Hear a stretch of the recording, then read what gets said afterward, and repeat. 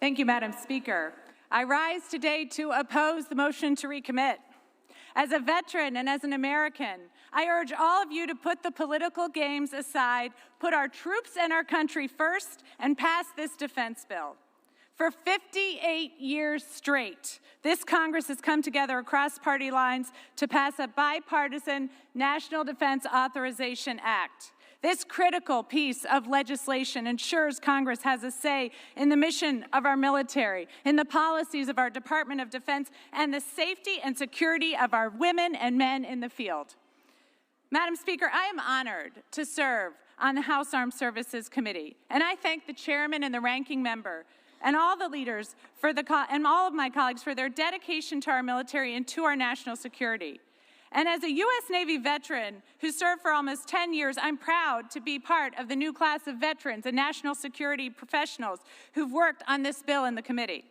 We know what it's like to rely on Congress to execute our mission and to keep our country safe. So we must pass the National Defense Authorization Act in this House. We must make sure that the vitally important priorities included in this House bill make it to the President's desk, and we must show the country that our disagreements are nothing compared to our tradition of crossing party lines and supporting the National Defense Authorization Act.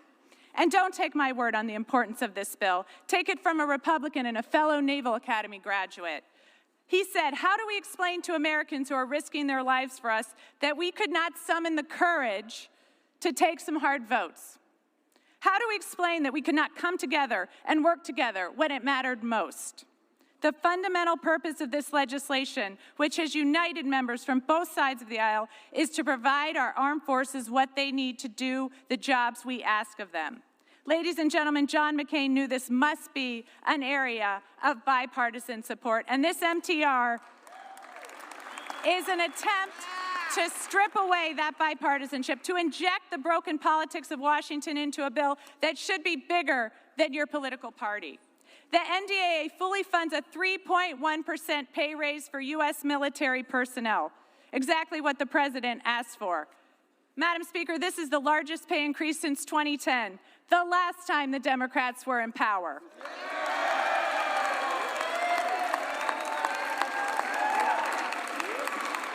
My colleagues had almost 10 years and more recently 21 hours of markup and 28 hearings to discuss this very issue. But not one of my colleagues on the other side of the aisle brought this issue up in committee. This last-second partisan motion undercuts the hard work of the House Armed Services Committee, the gentlewoman's which passed the largest pay raise for our The gentlewoman's time has expired.